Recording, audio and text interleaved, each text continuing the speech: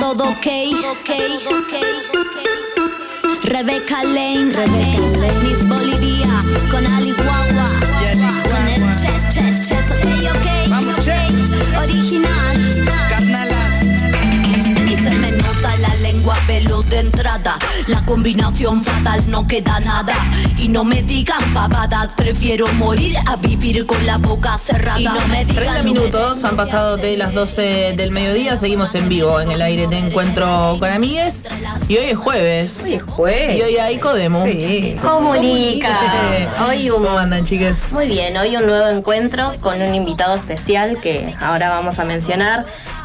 También es un día movilizante, ¿no? Esto de resignificar la lucha, de poner en palabras todo esto que un poquito estábamos adelantándonos antes de arrancar el programa, pero es importante por ahí también dar voz a quienes pasan estas cosas para poder resignificar y transmitir esta lucha, porque es todos los días lo que queremos generar en las personas, esta empatía, que entienda, que se sensibilice, y poner en palabras a Oscar, que ahora lo vamos a escuchar, nos parece súper poderoso, ¿no? Sí, lo que estábamos hablando, esto lo que solemos hablar también en esta columna, que tiene que ver con esto de volver a contar las cosas que nos pasaron, ¿no? Y volver a revivir. Cuando uno cuenta es como volver a revivir lo que sucedió, las cosas feas que por ahí nos han pasado.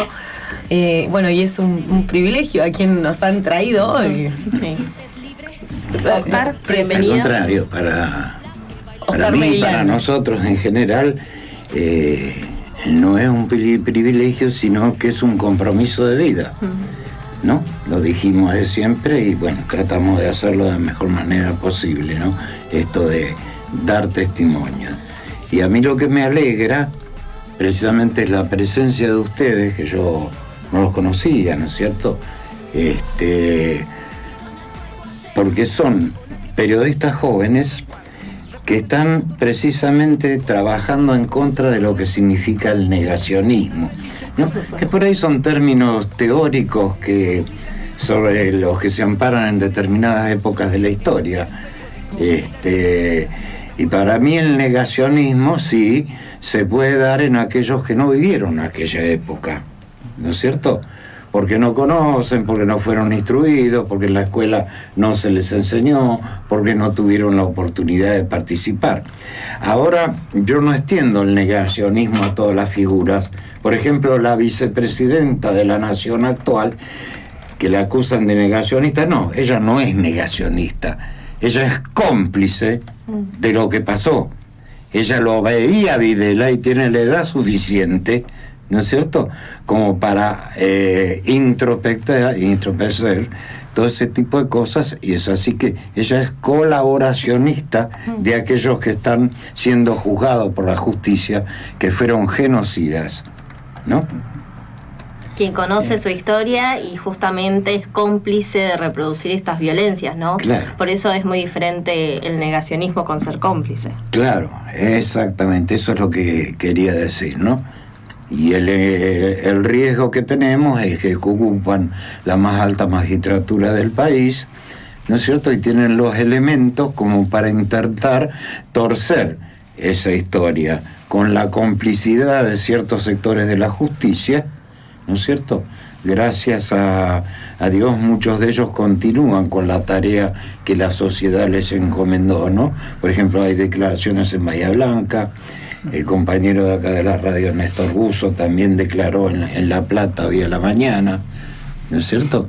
Y están buscando los elementos necesarios como para torcer la historia, como para estar en contra de la movilización popular del 24 de marzo, no sé, anunciando que en la medida de lo posible van a decretar el indulto, cosa que ya hizo Menem en su momento.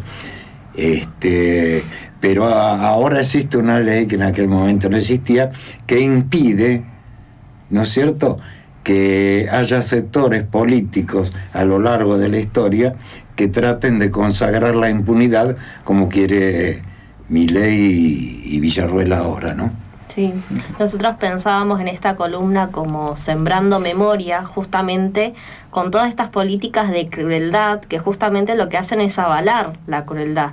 Y sembrar memoria es dejar esta cuota de esperanza, esta cuota de fe de que existe un mundo que tenemos que construir desde la amorosidad, ¿no? Y sembrar memoria es crear conciencia colectiva y poder luchar por nuestros derechos, ¿cierto?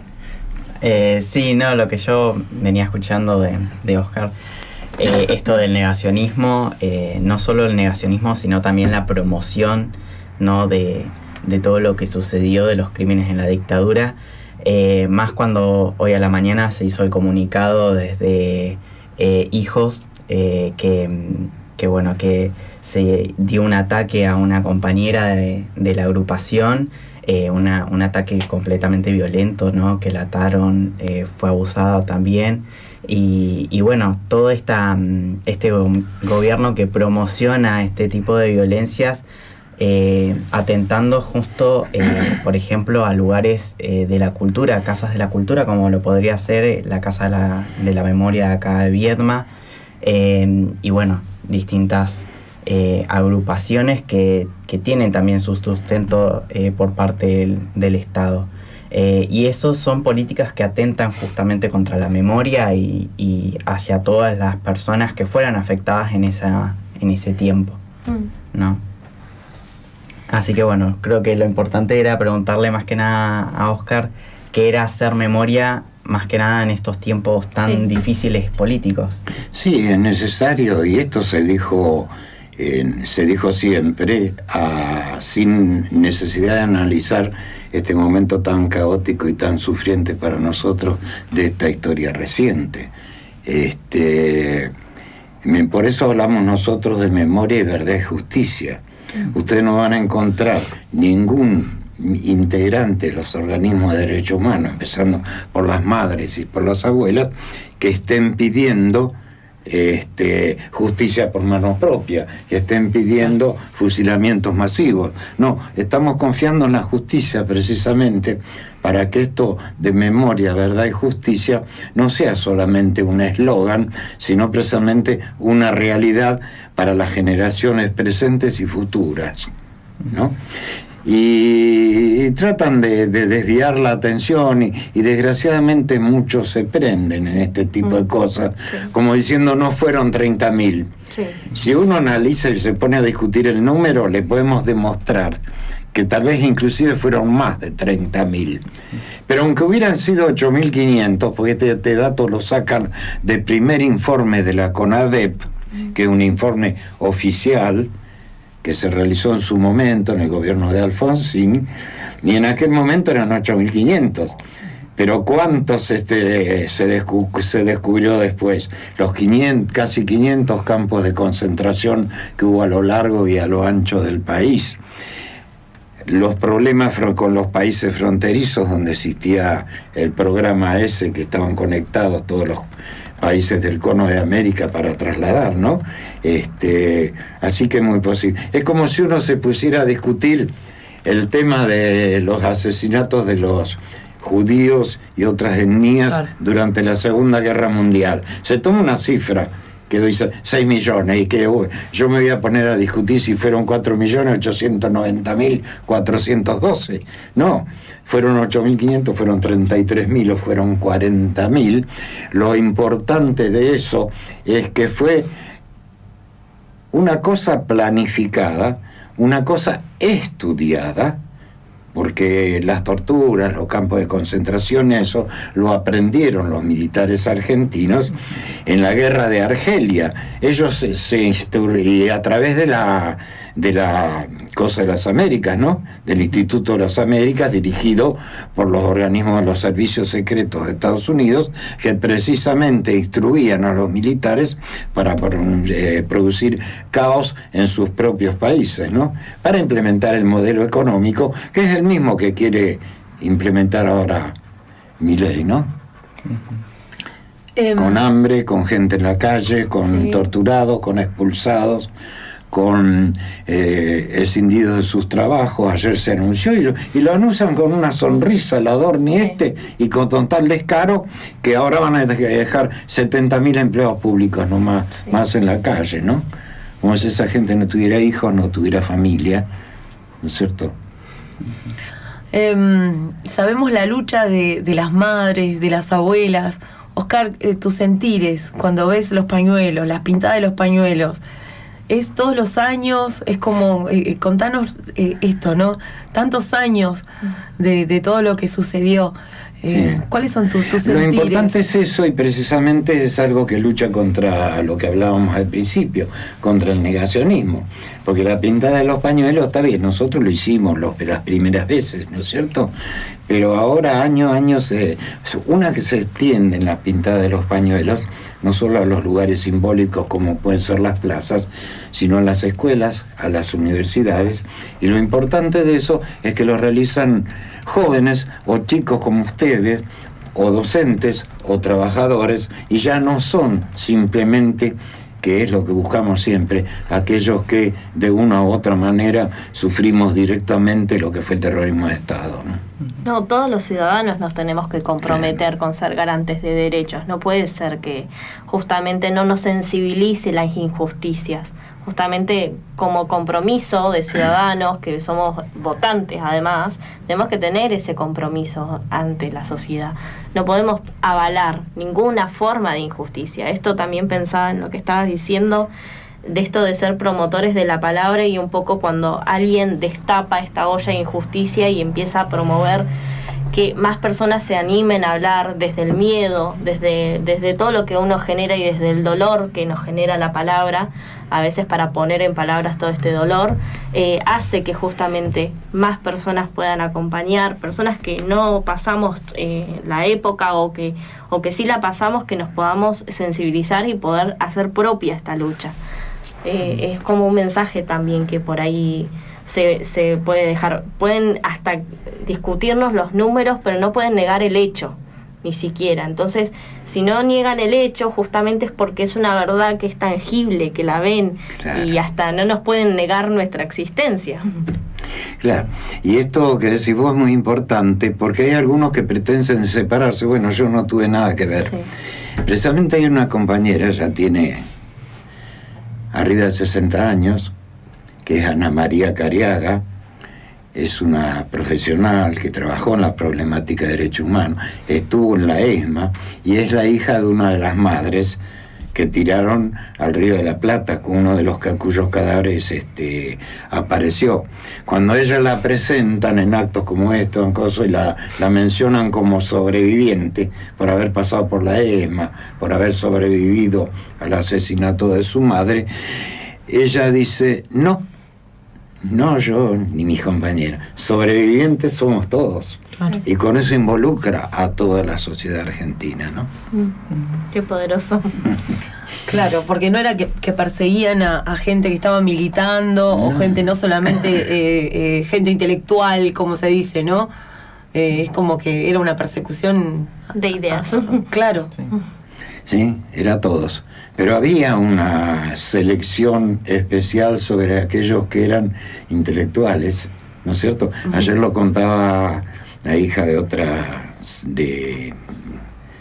que estuvo acá, estuvo en la casona, contaba con respecto a su madre, que era como el colega mía, ¿no? Era profesora de historia. Yo no la conocí, por supuesto, ella trabajaba en otra zona del país. Cuando la secuestraron a ella y a su marido, que era integrante de la justicia, con su marido sí estuve yo en Rawson, decía: sí, no, nosotros no tenemos nada contra usted, pero usted es profesora, ¿no es cierto? Así que usted puede aclararle al pueblo cosas que a nosotros no nos interesa que usted aclare. Entonces, por eso la tuvieron, nada más que por el hecho de ser profesional, 8 años presa. Hay algo peligroso en las ideas, justamente. Claro. En esto que construimos, en eso que sabemos. Por eso atentan contra la educación, por eso quieren cerrar las universidades. Ni hablar del CONICET, sí. Todo lo que pasa ahora corre en ese mismo sentido. No solo reivindicar la política económica de la dictadura, sino el elitismo de que de un país para pocos, inclusive de un país entregado al extranjero, ¿no? Claro.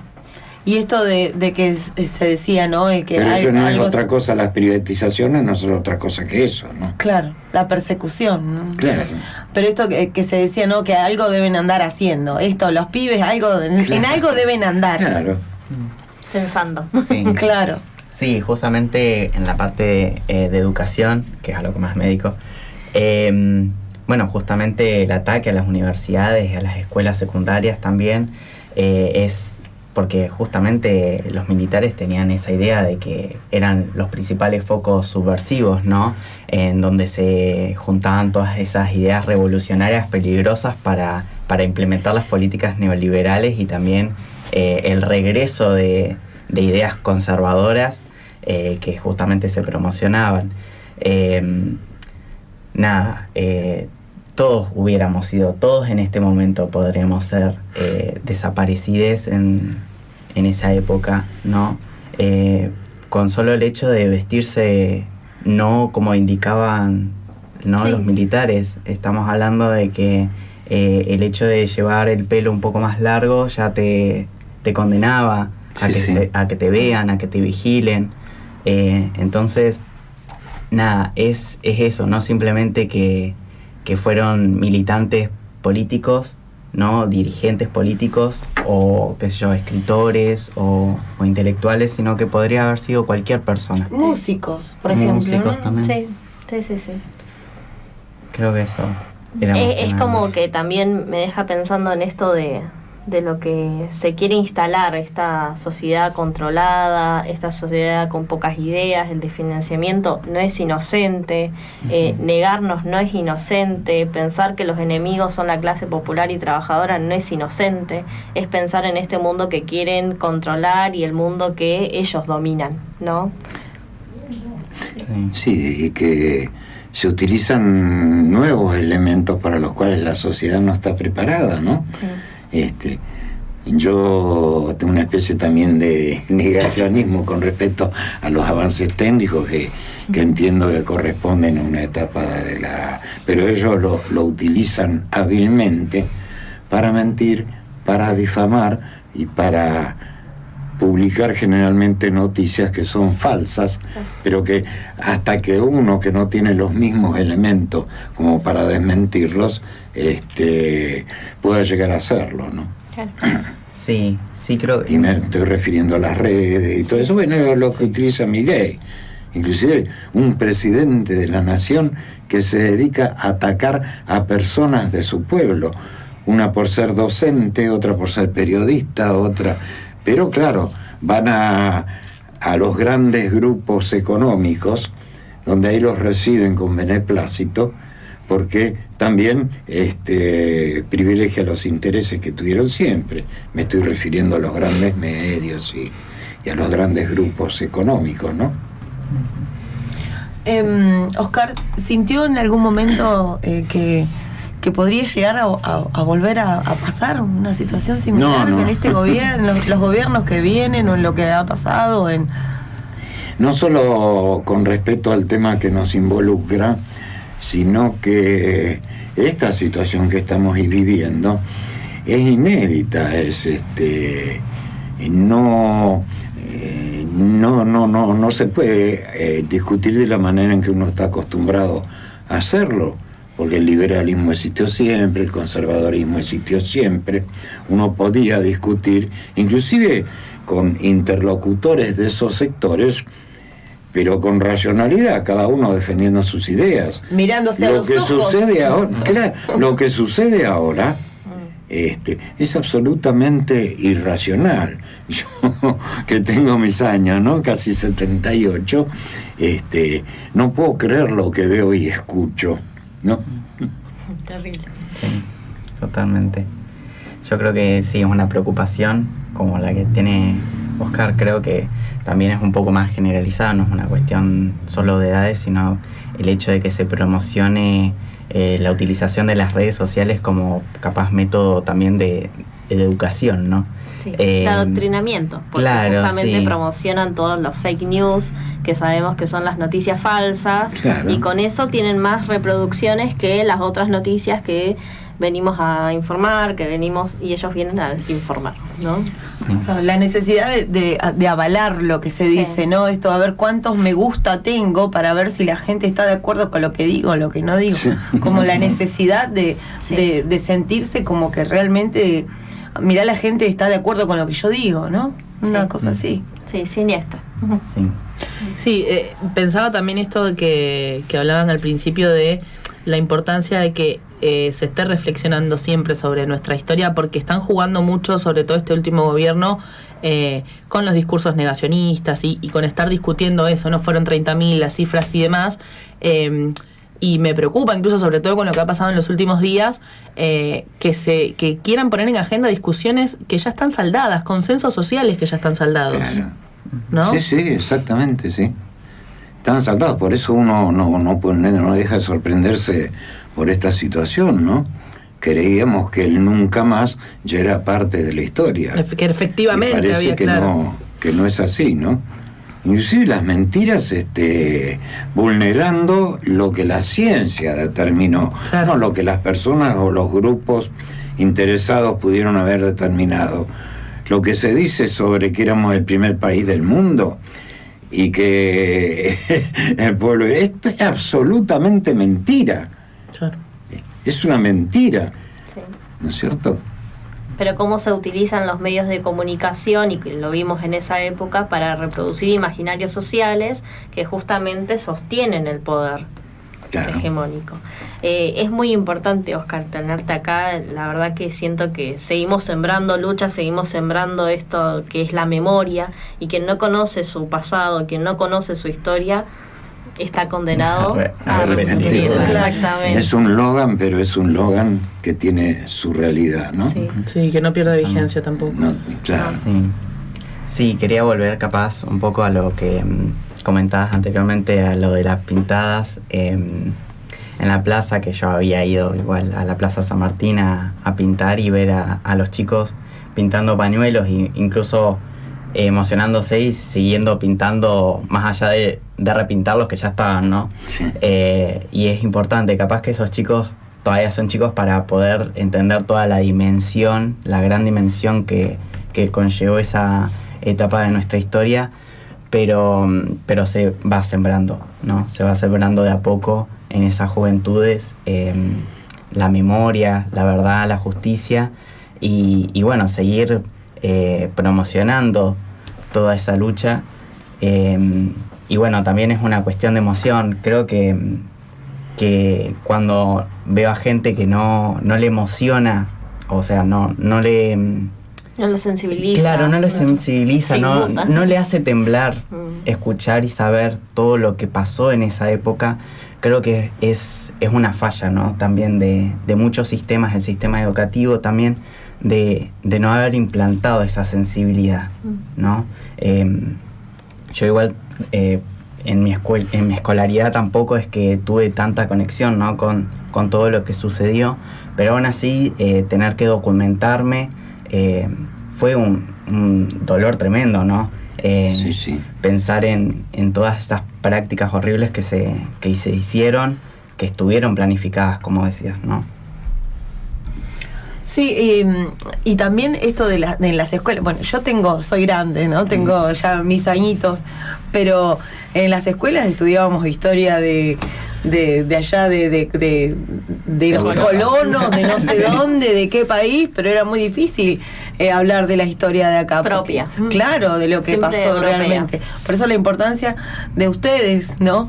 De poder refrescar la memoria de jóvenes que bueno, que por ahí sabemos lo que ha pasado, y ahora mucho más con los chicos que están de acuerdo quizás con esta manera de gobernar que tiene este presidente, que es no sé si llamarlo negacionismo, pero bueno, esto de quizás hasta la complicidad, ¿no? Del Sí. ocultamiento de la realidad.